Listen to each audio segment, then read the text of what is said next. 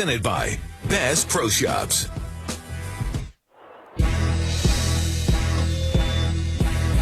Let's get it crackin'. Let's start the session. March list the competition, balls by that action. You can never debate it. This is actual fact. Stephen A. and Max Kill said they say it's a rap. I'm like, say what? Say what? What's up with all my haters? I'm a ball when I perform. So my jersey's in the air. I'm allergic to my haters. Every morning I prepare. Lot of clothes I can wear just like them Oregon players. Yeah, quack, quack. What to do? Rap like it's nothing to it. Matter of fact, you can ask hard and I'm cooking too. Bass guard cooking too. Nah, look at you. Great mind. They embrace mine like a crooked tooth. 4 takes, that's you. 3 takes, not me. 2 takes if you lucky. First take, stop me. 4 takes, that's you. 3 takes, not me. 2 takes if you lucky. First take, you got me.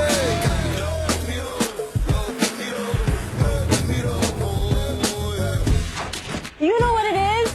It's Friday Eve. But for this man to my right, Stephen A. Smith, it is just Thursday. Max Kellerman, this is First Take. What's up? Friday is What's going on? A great Hello. contribution to humanity. We're into it. I try. I finally contributed to the show. You say Friday Eve. I don't know why you be talking about that. That sounds to me like somebody that's accustomed to having weekends off, which ain't me. So there is no Friday Eve. I'm never off either, sweetheart. All right, well then why you keep bringing up Friday Eve? Well, for what? You said that because I don't have to wake up as early. I'll give it to you that, okay? And you don't either. That's not true. Oh, that's not okay. true. Well, That's absolutely false. No one That's cares absolutely about our false. personal sleeping There we schedule. go. They care about mine. They care about mine. But go ahead. All right, not mine. Let's get into it. If Naptown was hoping to see King James in the flesh last night, they would, except it wouldn't be on the court. LeBron sat during the Cavs-Pacers game. Now, this was Cleveland's second game in a back-to-back. Friday, they played Detroit. So that's 3 games in 4 days. But after the Pistons game Friday, the Cavs have 4 days off until they face Portland Wednesday. So Cavs coach Ty Lue says the plan is to limit LeBron's minutes in January and February. Stephen A., are you okay with LeBron sitting on the back end of back-to-back games here when he has multiple days off coming up? No, I'm not as technical as that. Okay. I have a problem with LeBron James sitting. I'm not paying attention to the back-to-back or anything like that. If you're healthy enough, if you could be out there cheering and what have you, and traveling with your team, you should be out there playing. It's not that he doesn't deserve rest. Anybody deserves rest is LeBron James. But here's the point that I want to get to. I have a problem with any player sitting out on the road and you're healthy. Sitting out on the road, and especially when you're going up against somebody in an opposing conference, Max, that's where I get rubbed the wrong way. To me, I understand you want to serve your home fans, but if you're going to sit out in an NBA season, you have 41 nights a year for them to catch you. Chances are, I know that even at home, there are people, I mean, everybody can't afford these games all the time, and that might be only one game that you go to, whatever, but you have a far better chance of seeing your star players if you take into account home games as opposed to road games. If you're playing somebody within the same conference, you're visiting them twice, 3 times a year at the most. If you're playing somebody in an opposing conference, you're visiting them 1 time. You can't miss those games when you're a mega star in this game. It's just something that you simply cannot do. I'm not going to get on LeBron James or Tyronn Lue. Listen, this is not them. Popovich did it for years. He still does it. We all understand it. This is nothing to insult or be upset about with LeBron James, who barely misses any games. I'm just one of those guys. I'm fixated on this reality. Road teams, when you go on the road, they rarely see you, and especially when it's the opposing conference. Those are games you should be, it can't be legislated, but those are games you should be doing everything in your power to make sure you play. No problem with LeBron sitting down. And all the fans of the other team, to hell with them. You want LeBron James to even consider. So in Lou and LeBron's opinion, their chances are increased of winning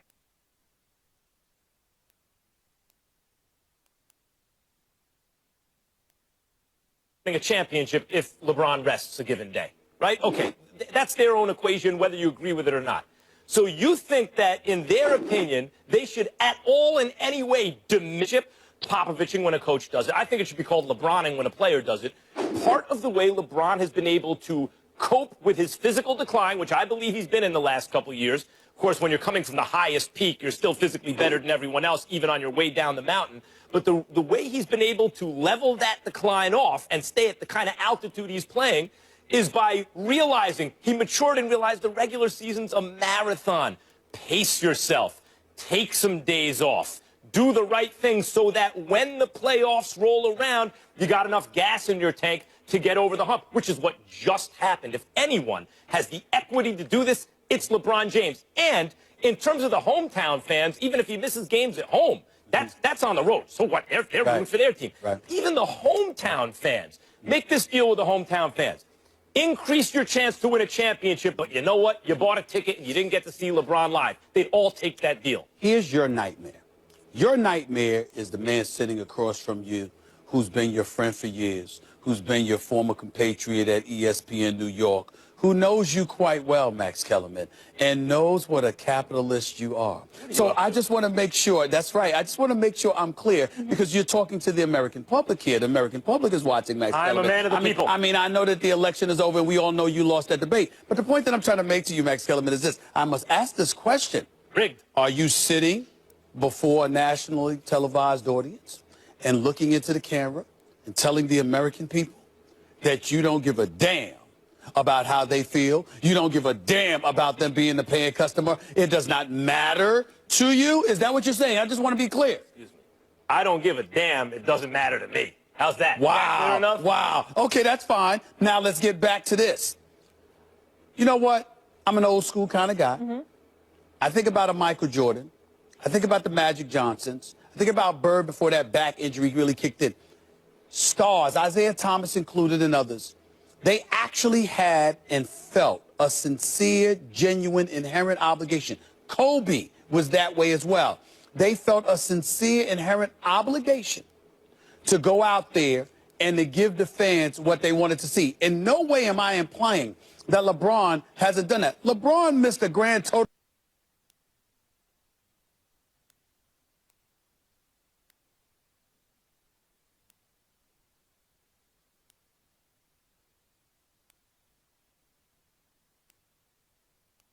like 16 games in 4 years during his years in Miami. The guy, I'm not questioning. Entered Wednesday's game 6 in the league and playing time. 6 in the league and playing time, averaging 37 minutes a game. Listen, I forgot which guy it was, but I remember they were playing in Utah, and I forgot which team it was or whatever.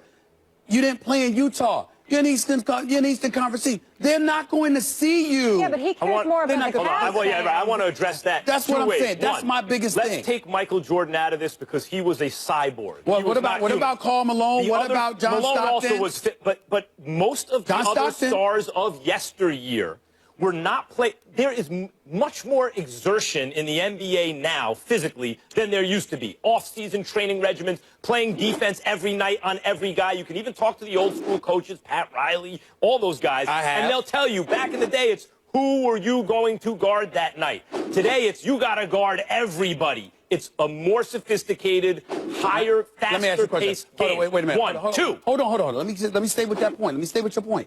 Max Kellerman, whether it's boxing or anything else, you repeatedly and religiously defer to history.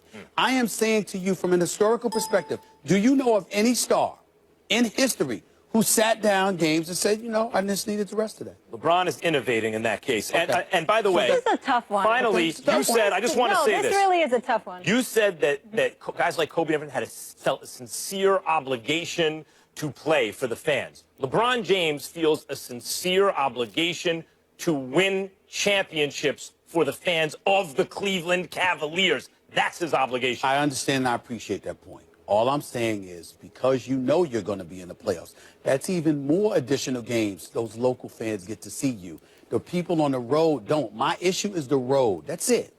I understand both arguments in this one. LeBron, though, trying to make his 7th straight trip to the finals. But we want you guys to get involved at home. Do you have a problem with LeBron sitting out versus the Pacers last night? We'll share those results and react a little bit later in the show. It doesn't get much bigger than LeBron James, but then there's his idol, the late, great Muhammad Ali. LeBron, an admirer of the boxing legend, both in and outside of the ring, jumped on the chance to support an exhibit honoring his life at the Smithsonian National Museum of African American History and Culture. James Charitable Foundation and his business partner, Maverick Carter, are donating $2.5 million to the new exhibit. Stephen A., can LeBron ever be bigger than Muhammad Ali? Never. I want to be very, very clear about that. Never, no way on earth. And that is in no way disrespectful to LeBron. And I want to make sure everybody understands that we're asking that question because we hear a lot of people bringing that question up.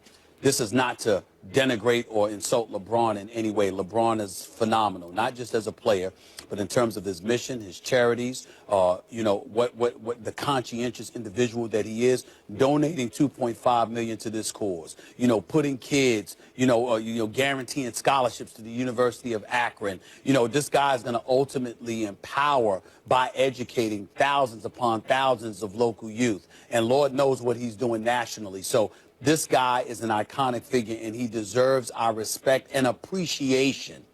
But Muhammad Ali, civil rights era, what he meant to us as black people, and I know it's not just black people whose lives that he touched, but make no mistake about it, in our opinion, there's a lot of lives that he touched later. He touched us immediately.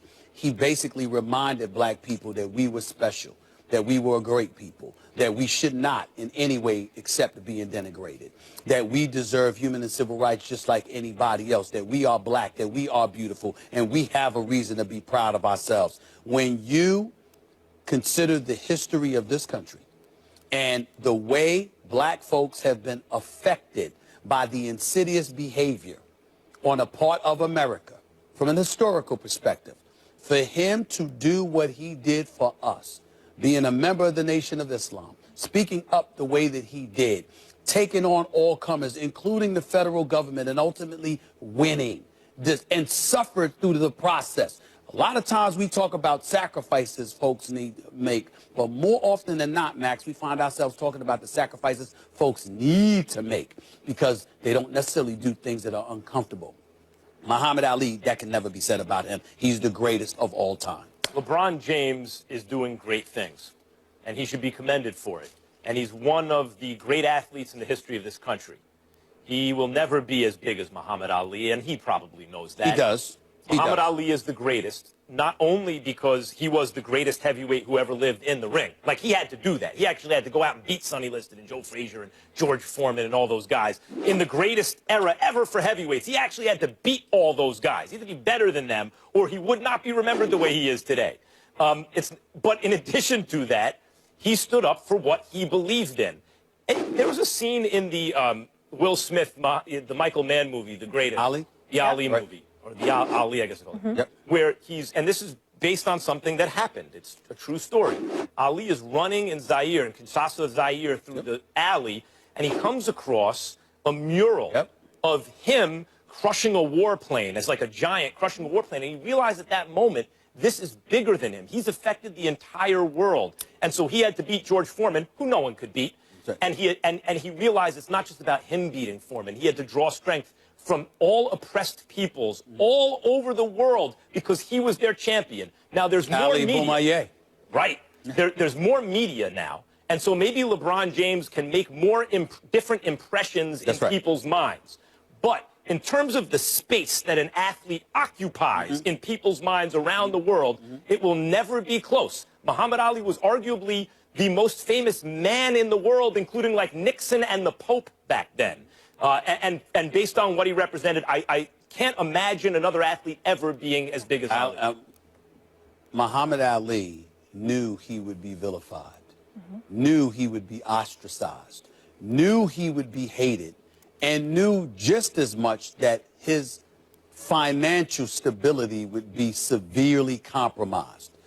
I don't know of too many athletes.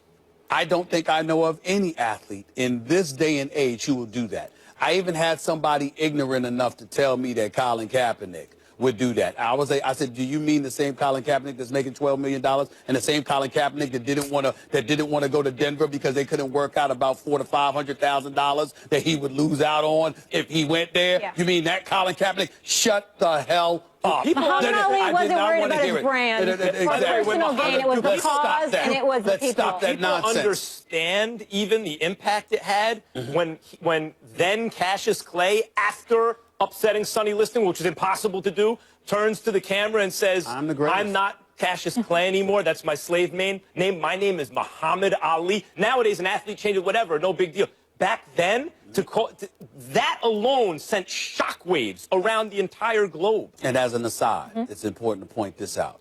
One of the reasons that Howard Cosell was so great was because he was the first to say, you're a grown man, you have the right to be called by whatever name you want. Back then, if someone on That's TV right. stated the obvious, it made waves around the world because people were in a state of... well, nobody else would do it before Cosell did it. Remember Float like that. a butterfly, sting like a bee. I also want to mention that Michael Jordan donated $5 million, Magic Johnson and his wife $1 million, also to this new Of course, if exhibit. LeBron donates 2.5, Jordan donated 5. It is what it is. Game up, LeBron. Coming up, that bad man, Stephen A., he's salty right now, and it has nothing to do with his play on the field. I think it's ridiculous. I think people don't understand how difficult it is to win in this league and win consistently. The success that we've had here, it's tough to do, and we've set the standard pretty high.